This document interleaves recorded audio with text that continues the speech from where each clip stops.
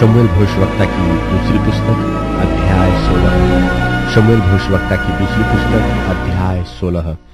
दाऊद चोटी पर से थोड़ी दूर बढ़ गया था कि मफीबोशेत का कर्मचारी सीबा एक जोड़ी जिन बांधे हुए गड्ढों पर 200 रोटी, किशमिश की 100 टिकिया, धूपकाल के फल की 100 टिकिया और कुप्पी भर दाख मधु लादे हुए उससे आ मिला।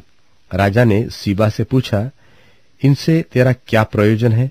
सीबा ने कहा, गड्ढे तो राजा के घराने की सवारी के लिए है और रोटी और धूपकाल के फल जवानों के खाने के लिए है, और दाख मधु इसलिए है कि जो कोई जंगल में थक जाए वह उसे पिए। राजा ने पूछा, फिर तेरे स्वामी का बेटा कहाँ है? सीबा ने राजा से कहा, वह तो यह कहकर यरूशलेम में रह गया कि अब इस्राएल का घराना मुझे मेरे पिता का राज्य फेर देगा।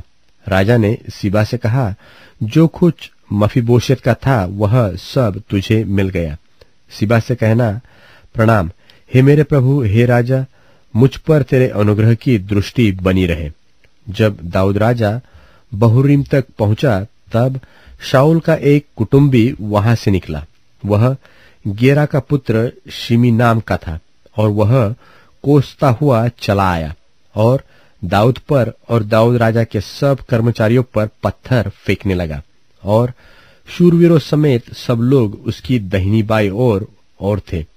और शिमी कोसता हुआ यो बकता गया कि दूर हो खूनी, दूर हो ओछे, निकल जा, निकल जा।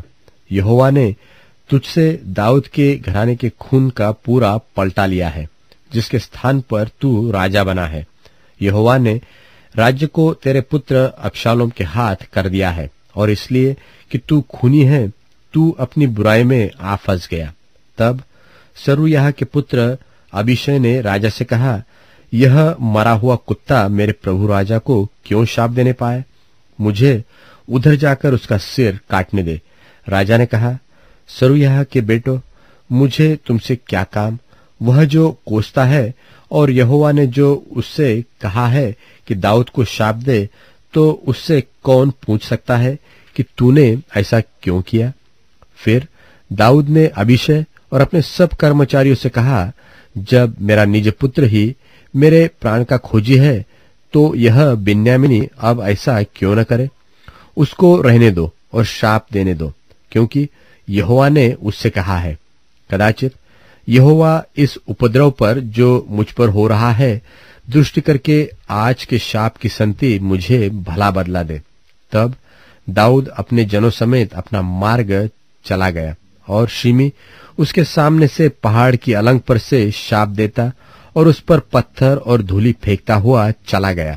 निदान राजा अपने संग के सब लोगों समेत अपने ठिकाने पर थका हुआ पहुंचा और वहां विश्राम किया। अबशालोम सब इस्राएली लोगों समेत यरूशलेम को आया।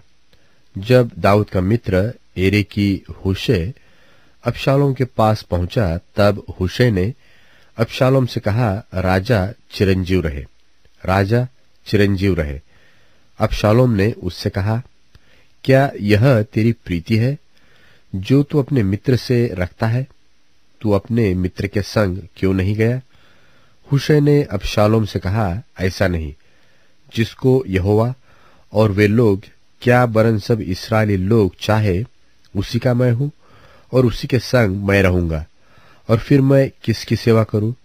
क्या उसके पुत्र के सामने रहकर सेवा न करूं? जैसा मैं तेरे पिता से रहकर सेवा करता था, वैसा ही तेरे सामने रहकर सेवा करूंगा। तब अबशालोम ने अहीतोपेल से कहा, तुम लोग अपनी सम्मति दो कि क्या करना चाहिए।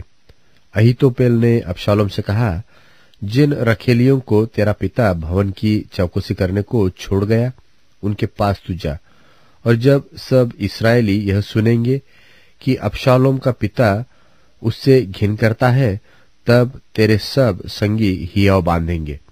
सो उसके लिए भवन की छत के ऊपर एक तंबू खड़ा किया गया, और अबशालोम समस्त इस्राएल के देखते अपने पिता की रखेलियों के पास गया।